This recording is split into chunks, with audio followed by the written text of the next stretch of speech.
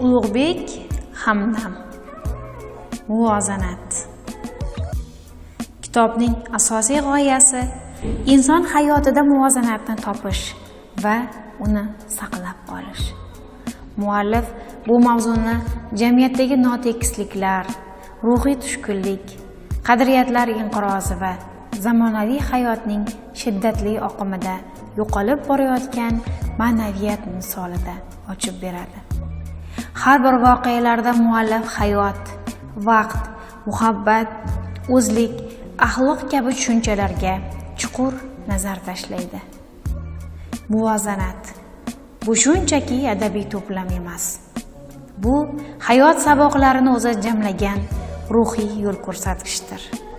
Muvozanat bu zamonaviy insonning ichki dunyosiga, uning o'zligini anglash yo'lidagi izlanishlarga bag'ishlangan falsafiy badiiy roman.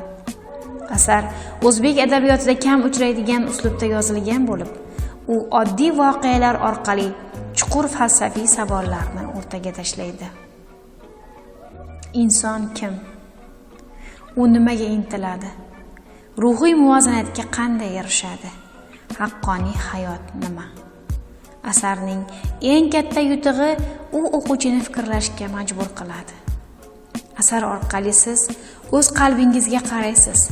Hayotingizda muhim bo'lgan savollarga o'z ichingizda javob izlay boshlaysiz. Bu roman ruhiy uyg'onish uchun ichki signal bo'lishi mumkin. Internet, shovqin, tezkor hayot oqimi orasida yo'qolayotgan bugungi odamning holati roman markazida. Undagi izlanishlar sizni ham o'z holatingiz ustida fikr yuritishga undaydi.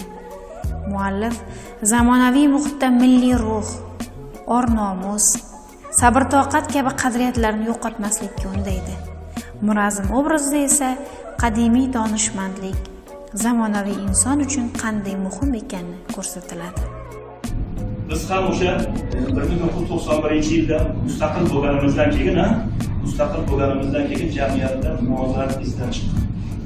Modda va ma'no o'rtasidagi muvozanat izdan chiqqan. Ilgari faqat ma'naviyat deyiladi, keyin shundoq SSR degan imperiya parchalangandan keyin insonni jamiyatlar muvozanatdan chiqdi. Oilalar muvozanatdan chiqdi. Insonlar muvozanatdan chiqdi. Xotinlar muvozanatdan chiqdi. Nima to'g'ri, nima noto'g'rini bilmay qoldi. Ilgarigi muqaddas qadriyatlar yerga tushib oyoqda to'xtalib ketdi. Ana shu paytda shu narsalarni ko'rganim uchun ko'p qaytarlar oldin haligi ma'naviyatimizni yo'lga qo'yaylik, keyin moddiyatimizni joyiga qo'yamiz degan gaplar bo'lardi katta minbarlarda. Noto'g'ri ekanligini men o'zimni hayotimda ham, jamiyatning hayotida ham, mamlakatning hayotida ham ko'rib turganman. Ulug'bek Hamdamning tili o'ziga xos, obrazli, ammo sodda. Har bir jumlasi 2 qavatli. Ustida hikoya, tagida esa hayot sabog'i bor. Muvozanat bu hayot haqida emas, hayotni anglash haqida. Bu roman sizga o'xshagan hayotda yo'l izlayotgan inson haqida.